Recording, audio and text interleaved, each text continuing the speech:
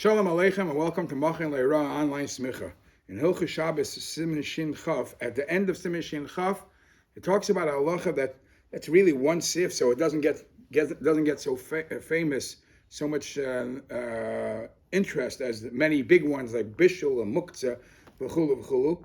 And I just want to touch upon it because, especially on Pesach, there is a discussion about this. Not necessarily it's a problem, but some bring it up, and that is the malacha of tzvi'a, dyeing. Who over here works in a place where they dye skin, hide? Almost nobody. So where else could there be a possible shayla of tzvi'a, dyeing, coloring on Shabbos? So again, the Alter Rebbe in the end of Siman Shin Chaf talks about if you're allowed to put in a spice ingredient into food, and the ingredient is a color, and it colors the food. So the Alter Rebbe in Siman Shin Chaf, Seif Chavav says you're allowed to put it in. Ve'ein lachush mishum tzvi'a she'ein tzvi'a ba'ochlin. Full stop. When you're dealing with food matters, food coloring on Shabbos is no problem. Now, very interesting to note, because the Alter Rebbe goes on a second later, and we'll talk about when you're dealing with a strawberry or dealing with any other fruit that might make your hands or your napkin or your cloth dirty. So it depends where you have to be careful where the coloring of the fruit will go. And the Alter Rebbe gives the outline. When is tzvi'a an issue? It has to be a dye, a color that's lasting. It's not something that just washes off quickly. But the point I want to stress is the Alter Rebbe is pretty clear that his psak din, and based on the Ramah, ein tzvi'a ba'ochlin. All matters of food coloring on Shabbos is not a problem of tzvi'a. When you look in the Mishnah Berurah, one of the cases where it comes up is many people like to have red wine on Shabbos. On Pesach, the Shulchan Aruch says you should try to have red wine, zeichel adam. So how about, even though on Pesach the trick doesn't necessarily work, because the significance of a red wine is not only because of the color of zeichel adam, it's also because al teireh yayin ki yis adam, red wine is a symbol of a richer wine, a nicer wine, a better wine. And just by food coloring it, just dyeing it, doesn't make a difference. But let's say somebody wants to color the wine by adding his pink wine or his white wine. He's going to add some red wine to make it color different on Shabbos or on Pesach. Is that allowed?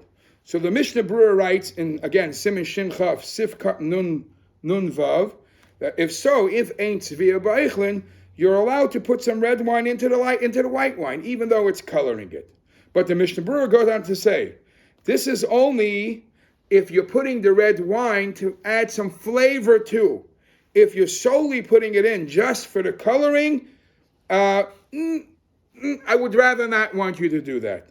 In other words, the Mishnah Berurah says, even though you're dealing with a food item, if your sole intention is for coloring, it would be better not to do so. And therefore, the suggestion he gives is preferably to have red wine and pour the white wine in that. And that's less of an issue. When you look at the background of this discussion, there is actually a twofold discussion. A, is there tzvi'a b'chlal by ochlin, or is it only in skin and hide and leather, or cloth, or those type of items, or is it even in ochlin? And the second question there is, even if you're going to tell me there is tzvi'a b'ochlin, most of the poskim will say mashkin and liquid, forget about it. There is no tzvi'a whatsoever.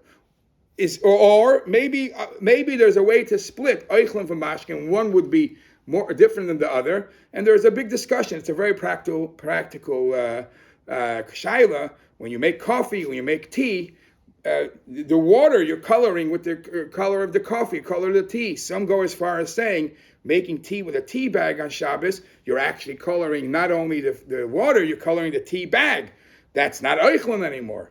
So these are issues that come about from the concept of tzvi'a b'Shabbos. But from the Alter Rebbe, it's mashma, full stop, ain't tzvi'a b'ochlin. Don't worry about any type of ochlin. There's no issue of coloring. I want to finish off with a short chiddush that Shmuel Vosner, Olav Shalom, the Baal Shevet Halevi brings in his Shiloh Teshuvos Chelik Ches Siman Kuv Samach Zayin. And this might sound funny. This, if you want to title this in a riddle question, the question would be, how might there be a problem to flush your toilet on Shabbos? Oh, come on, flush your toilet? Yes. How could there be a problem if you have a toilet that when you flush, the blue soap comes down? It's a soap just to make the smell better. Now, the Reb Shmuel Vosner says that might be an issue in Shabbos. So you ask yourself, I don't get it. It's water. Water is Eichlin, and ain't Tzviah B'Eichlin. So Reb Shmuel Vosner says, it depends. That is only Eichlin or Mashkin that you're drinking.